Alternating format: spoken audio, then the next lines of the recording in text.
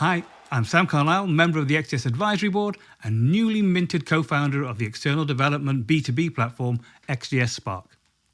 It's a real treat to introduce to you a special podcast of this year's Insights Report. This is something I get unreasonably excited about. There's so much great data and so much good methodology and thought that goes into this report. And by that, and this is for all you researchers out there, the great thing is they keep the questions consistent, allowing us to chart clear progressions within the industry. And it's been going for 8 years. During that time, that consistency has really paid off as they've gradually built a picture of the shifting sands of our external development landscape. Even better is that there are two important exceptions. Firstly, every year we introduce a subject that is having a significant impact on the industry now or in the near future. And it will come as no surprise to anyone not living under a rock that this year's topic is AI. Secondly, each year, a new guest author takes the reins to review, structure, and pick out the juiciest pieces of data. It's not a small task, and we're grateful to Abigail Canavese, the Assistant Director of Co-Development and Success at Virtuos, for taking on the challenge. Abigail has done a terrific job of sifting through the data to discover those nuggets of insight that help us navigate where this industry is headed.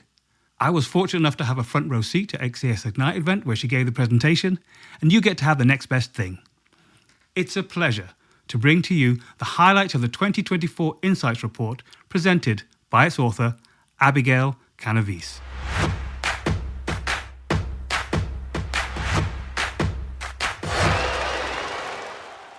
Hi, everyone. Good morning. And thank you for the introduction and the warm welcome. Some of you may know me. Maybe we've bumped into each other at XDSs before, or we've worked together. My name is Abigail Canavese. Abby, you can call me Abby. No one calls me Abigail. I don't know why I always write Abigail on my introductions.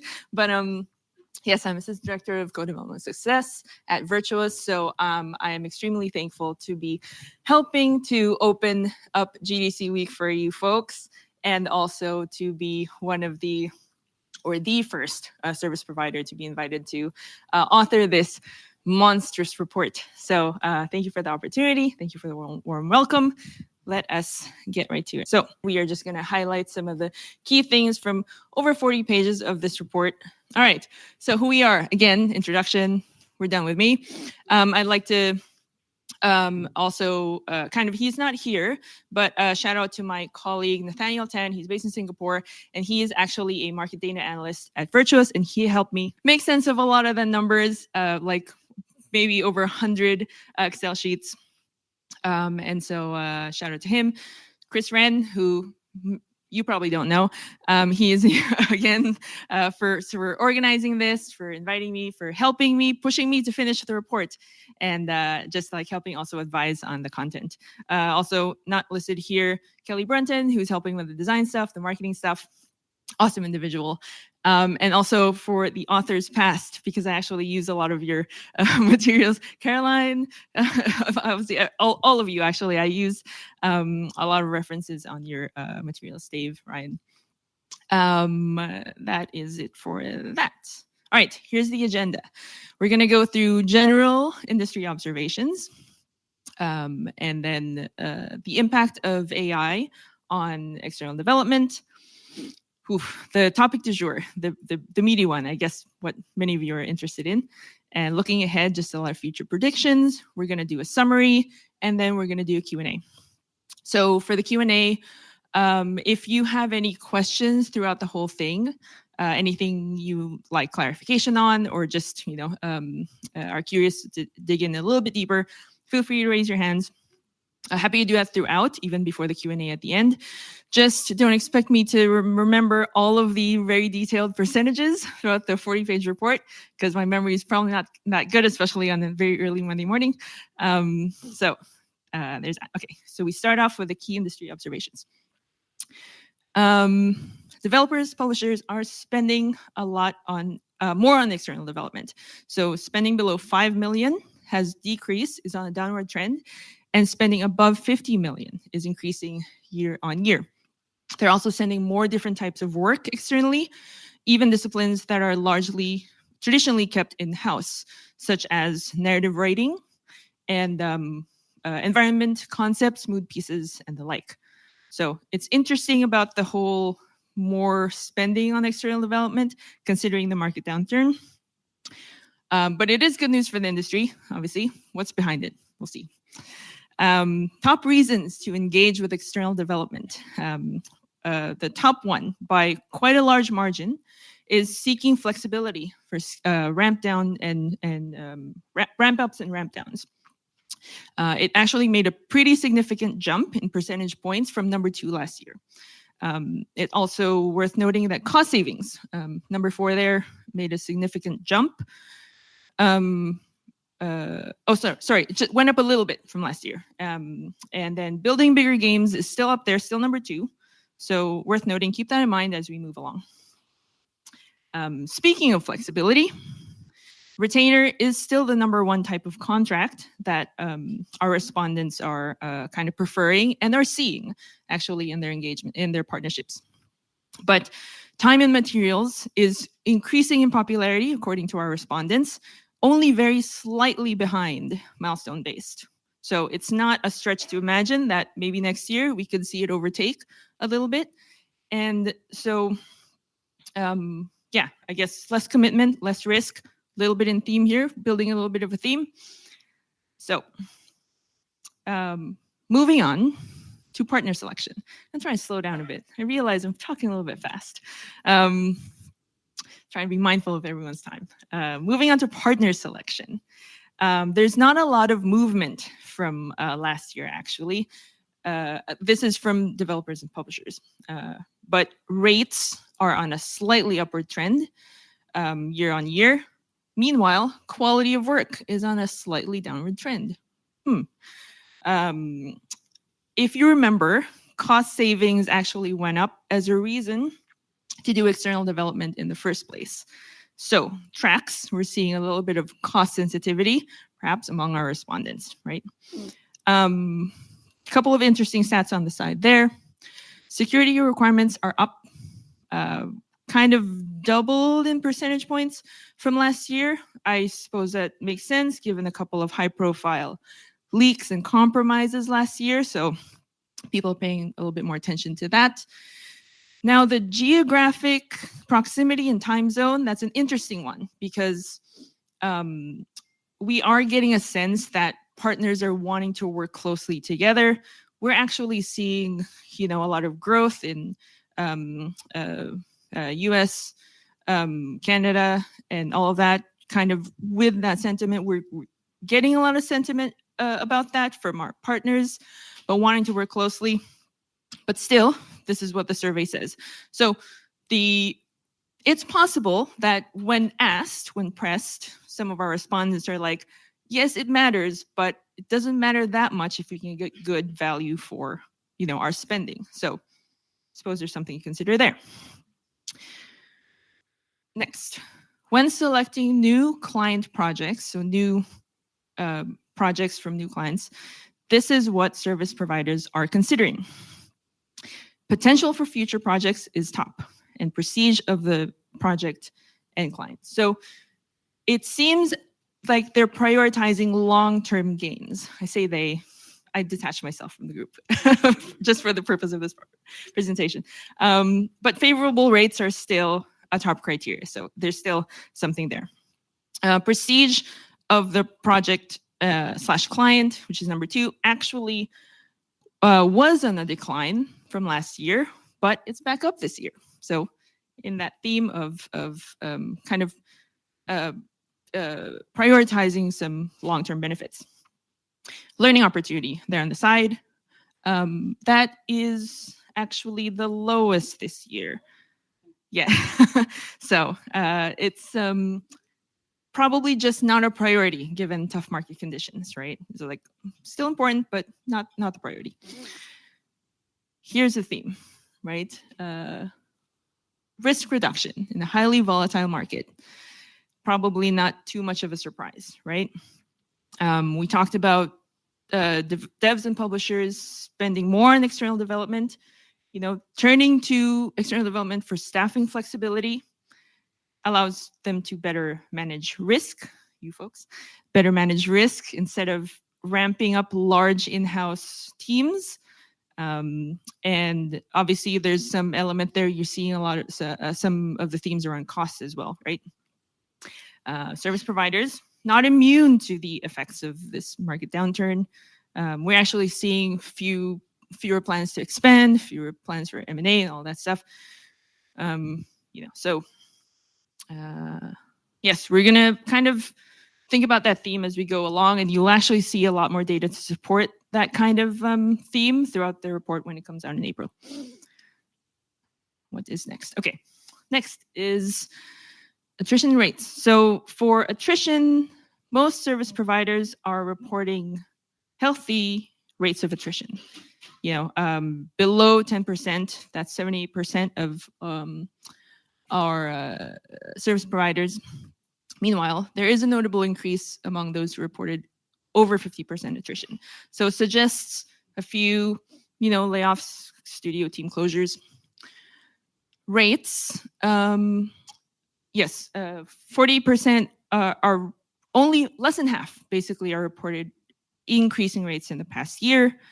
More service providers are also, compared to last year, holding off on rate negotiations. So I suppose they are responding, to their partners' needs to keep costs down, trying to stay competitive, given those priorities from their partners. So top issues from our respondents. So for devs and publishers, a lot of the focus is on project-related issues. So poor quality, communication challenges, pipeline setup, iteration.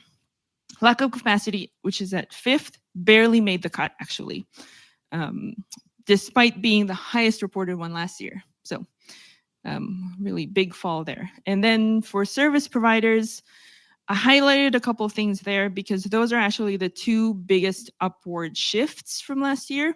There's the acquisition and financial insolvency, tracks from recent themes, and financial insolvency was actually in the last place from last year. So it's pretty big jump to number 4. It was like over a dozen choices. So a pretty big jump. All right, now we're gonna get to AI. For the impact of AI in external development.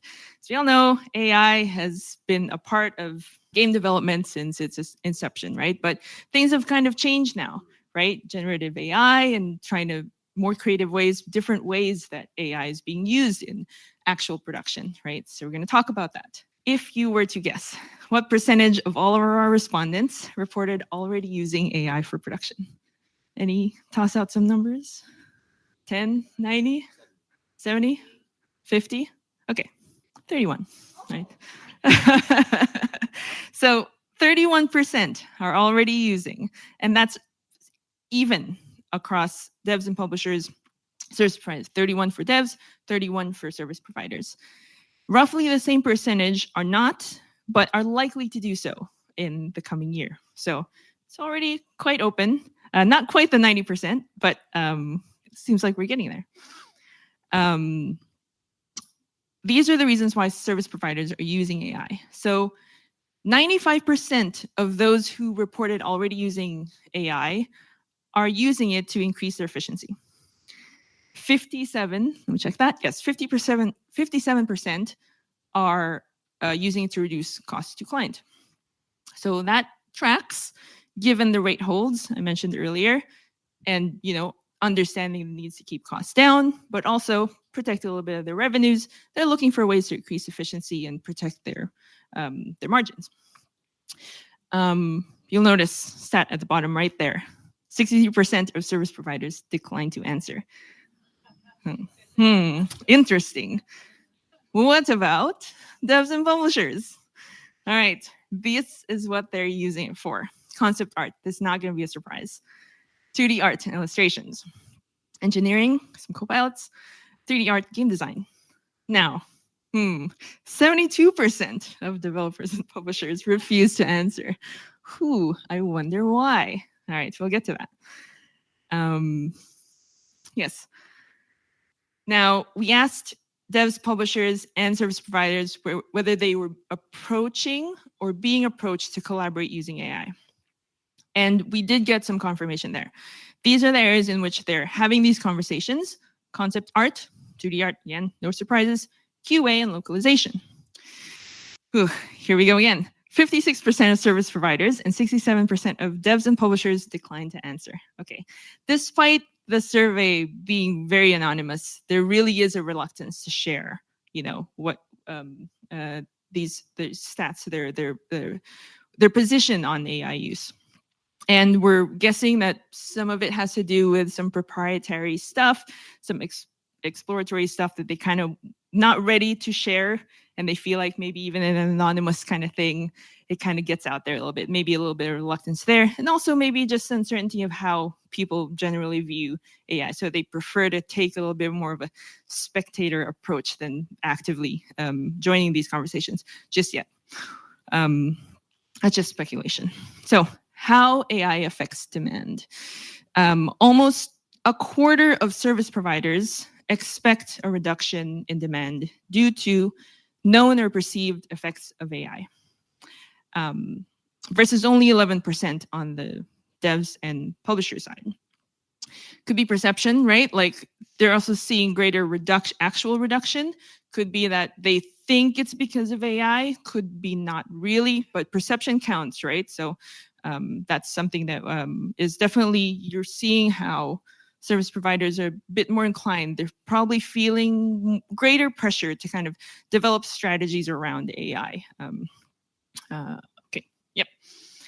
And throughout all of this, actually, concept art has stood out. Just keep in mind that concept art has stood out as a area in which AI is expected to make a big impact, is already being used a lot, right? So cost and revenue is relevant to that. Devs and publishers, 24% anticipate a shift, right, in costs downward, lower by 25%. So good thing, right? They're looking to it optimistically as a way to fulfill their objectives for lower production costs. Service providers, on the other hand, maybe not so optimistic outlook. 20% expect revenue to shift as a result of AI adoption. Anticipating a 15% average reduction in revenue. We talked about concept art. It's actually worth noting that concept art is still we're still predicting growth in concept art. Actually, I think my note is misplaced there.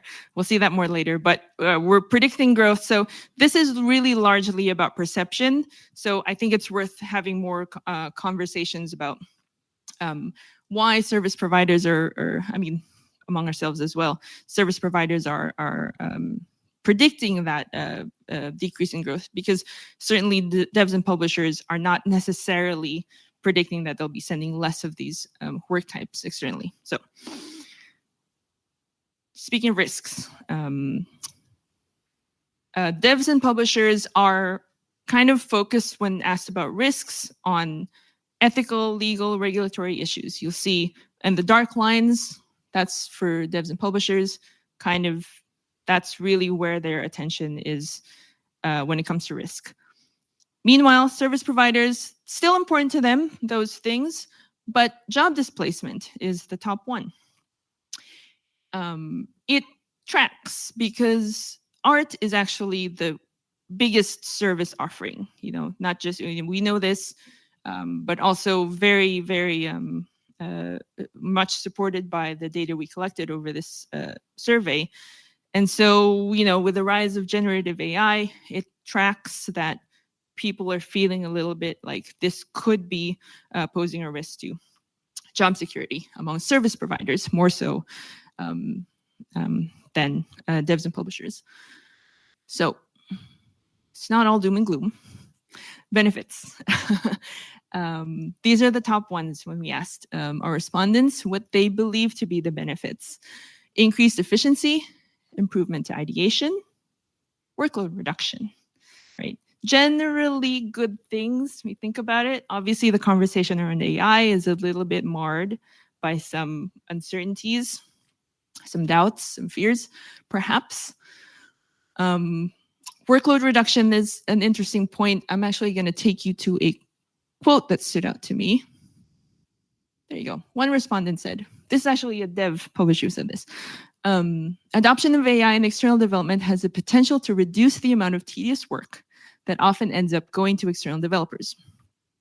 My hope is that external developers get to take on more interesting work and build trust with devs and publishers that they are just as capable, or even more, to do high complexity work, not just boring work no one at their company wants to do. I'm all for that, obviously. And, we do see that happen sometimes. And I think that's a really nice and optimistic way to look at it, right? It's not so much replacing, but it's empowering folks to focus on the right things, right? Also kind of hopefully provide some more opportunities for just people in the industry, whichever side of the fence they're sitting on, right? There was another interesting take, actually, something about service providers should leverage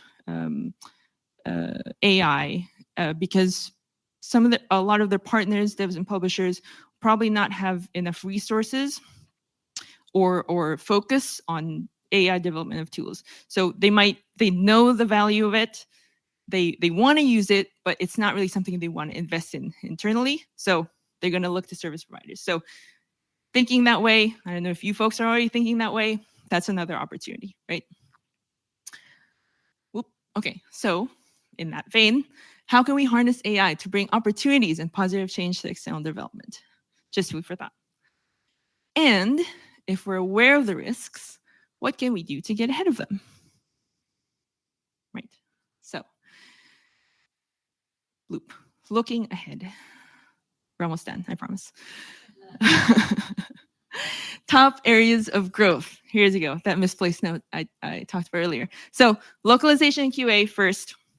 Those were actually the only significant decreases from last year's report, where that's where fewest people saw opportunity or predicted growth for external development specifically. Notably, these are two of the areas, if you recall, right, where devs and publishers were approaching service providers for collaboration using AI.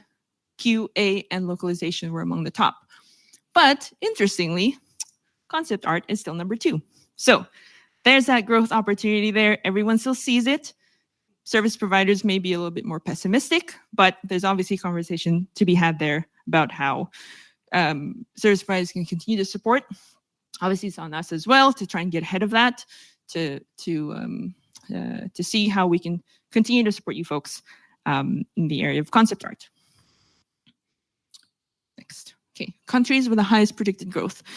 US, Canada, and China are top 3.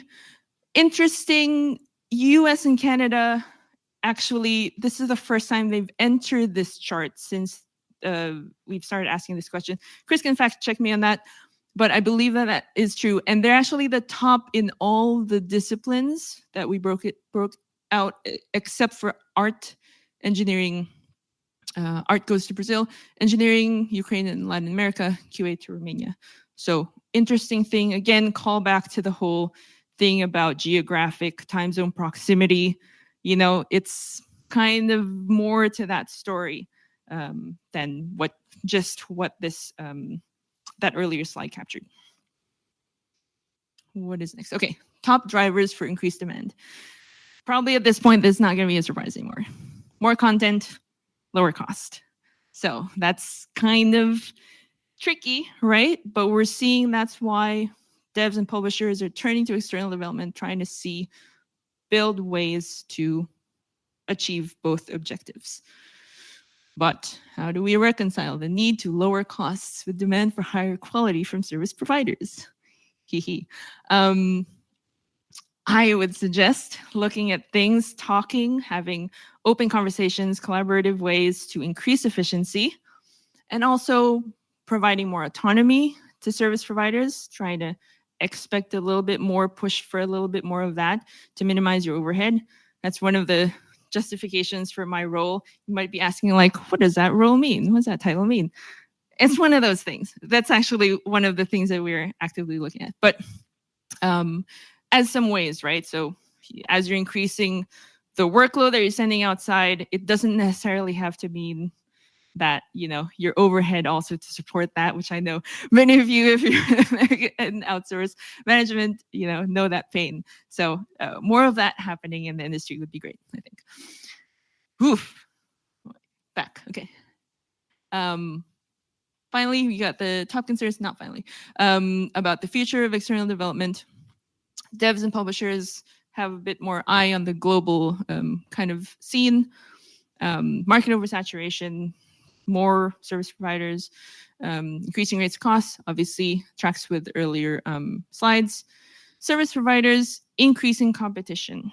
And on the right there, you'll see their shared concerns regarding AI, consolidation, tracks.